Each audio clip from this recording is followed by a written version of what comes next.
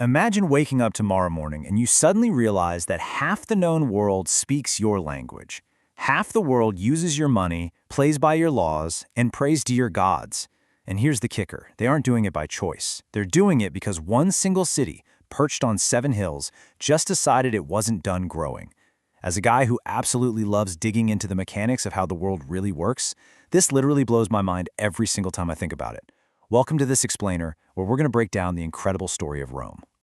Okay, so how did one city conquer the world? Let's dive right in. Because the most important thing to get straight up front is that Rome's rise to absolute global dominance. That was absolutely not a story about luck. We look back at history, right, and we kind of assume the winners just caught some lucky breaks. Not Rome. As we're going to see today, their success was driven by this brilliant compounding loop of strategic power. They didn't just win battles, they built an engine of conquest. Section 1. From Mud to Dominance. Let's rewind the clock all the way back to 753 BC. We aren't starting with grand marble columns or these vast military legions. No, we're starting with a small, muddy settlement right on the banks of the Tiber River in central Italy. There was no grand vision of world domination here. It was basically just shepherds, farmers, and this deeply bloody founding myth involving a she-wolf and 2 brothers, where one brother literally kills the other just to draw a borderline. That harsh, violent beginning, it kind of tells us everything we need to know. Rome started as a fight, and for the next 12 centuries, that fight never really stopped. It just kept scaling up. But the first thing they figured out, which was a massive paradigm shift in the ancient world, was this simple but profound rule. You don't actually have to destroy the people you conquer. You absorb them. See, when Rome defeated the Latin tribes in the 4th century BC, this standard ancient world playbook would have been to enslave everyone and just burn the towns to the ground. But Rome didn't do that.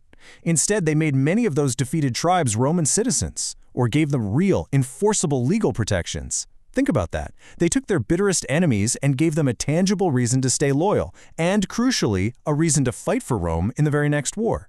Now make no mistake, this was not out of the goodness of their hearts. This was pure, cold, brilliant strategy. Every single city Rome folded into its system instantly became a fresh, continuous source of soldiers, taxes, and resources for the next fight. Section 2. Surviving the unsurvivable. Now eventually, Rome's growing engine of conquest had to face the ultimate test. By 264 BC, Rome had unified most of the Italian peninsula, which is crazy impressive on its own. But looking west across the Mediterranean, they saw Carthage. This was the commercial and naval superpower of the day. If Rome wanted to dominate, Carthage stood right in their way, which sparked the grueling Punic Wars. And the dramatic tension here is just unbelievable. During the Second Punic War, the Carthaginian general Hannibal Barca did the impossible. He marched an entire army, complete with war elephants by the way, over the frozen Alps in the dead of winter, and handed Rome 3 catastrophic defeats in their own backyard. The absolute lowest point came in 216 BC at the Battle of Cannae. In a single afternoon, Hannibal surrounded and annihilated roughly 70,000 Roman men.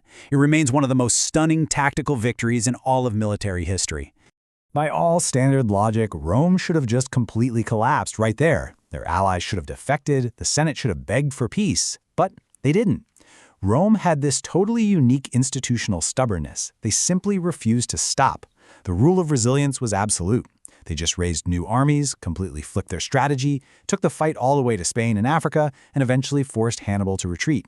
At the Battle of Zama in 202 BC, the Roman general Scipio crushed the Carthaginians. And 50 years later, Rome returned, razed Carthage to the ground, and supposedly salted the earth.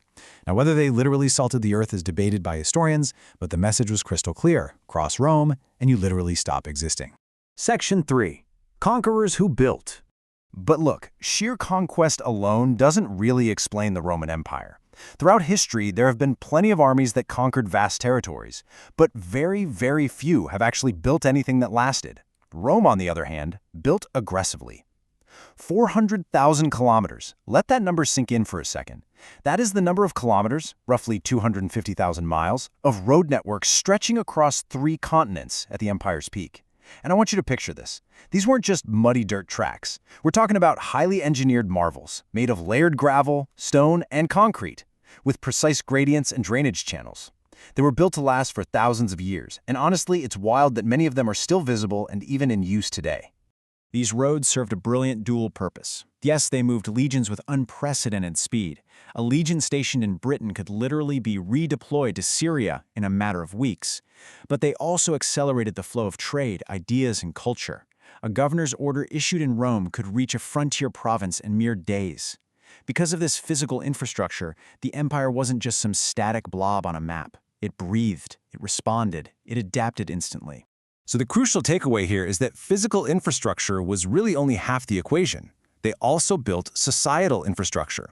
While other ancient powers were still being ruled by the unpredictable whims of kings, Rome developed Roman law, a legal system based on written codes and courts. They introduced this radically progressive concept that the law actually applied to everyone. Now, was it applied perfectly or equally? Of course not. But the very concept existed, and that concept became the absolute foundation of virtually every legal tradition we rely on in the Western world today. Section 4. Caesar and the Empire. Let's jump ahead to the 1st century BC. By this time, Rome had basically swallowed Greece, Anatolia, Syria, most of Spain, and was pushing deep into Gaul, which is modern-day France. And right at the center of this explosive expansion is the architect of politics himself, Gaius Julius Caesar. He fundamentally transformed the nature of Roman power. You see, his real genius was that he wasn't just a brilliant general. He was an absolute master of communication, propaganda, and high-stakes risk-taking. He treated his Gallic Wars, running from 58 to 50 BC, as this decade-long public performance. He wrote about his victories in real time, sending dispatches back to Rome that became actual bestsellers. He completely understood that true power isn't just about what you accomplish, it's about controlling how people talk about what you accomplish. In 8 years, he added territory larger than modern France and Belgium combined. Caesar eventually became so incredibly powerful that the Roman Senate felt profoundly threatened and ordered him to disband his army. Caesar's response? He marched his legions straight across the Rubicon River. Legally speaking, this was a declaration of war against Rome itself. But conceptually, he was daring the Senate. He was basically telling them, come and take it from me. And the harsh reality was, they just couldn't. Even Caesar's assassination in 44 BC couldn't stop the crazy momentum he created. His adopted heir Augustus turned the Republic into an empire, launching the Pax Romana, 2 centuries of relative peace and explosive economic growth. At its staggering peak, roughly 70 million people lived under Roman dominion. That was 20% of the entire human population on Earth, stretching all the way from Scotland down to Mesopotamia. Section 5. The Formula for Power. So we have to ask, how exactly did one single city manage to pull all of this off and actually maintain it? As we've seen, it wasn't just one lucky battle or one really charismatic leader. It was a finely tuned compounding loop. If we break down this strategic formula, we're really looking at 4 main pillars. First up, institutional resilience. They built robust systems that could actually survive the deaths of individual powerful men like Caesar or Augustus. Second, ruthless pragmatism. They totally played the long game, showing mercy or letting local cultures persist just as long as the taxes were paid and order was kept. Third, professionalized soldiers. A Roman legionary wasn't just some brave warrior. They trained constantly, followed highly refined doctrines, and built heavy fortifications. They were essentially combat engineers armed with swords. And fourth, an aspirational identity. This last point is absolutely vital. Latin didn't just spread at the point of a sword, it spread through aspiration. People actually wanted to speak Latin. They wanted to dress in Roman styles and participate in Roman civic life. Why? Because doing so made you feel like you were part of the very center of the world. And honestly, for a very long time, you definitely were. Finally, Section 6. Rome's Long Shadow. The Western Roman Empire officially fell in 476 AD. But here's the thing. By the time the actual political entity collapsed, Rome had already transformed into a concept that completely transcended physical borders. When we compare ancient Rome to our modern reality, the connections are literally everywhere. Christianity spread globally by hitchhiking right on that Roman imperial road network. Roman law forms the actual backbone of the legal systems in Europe, Latin America, and beyond.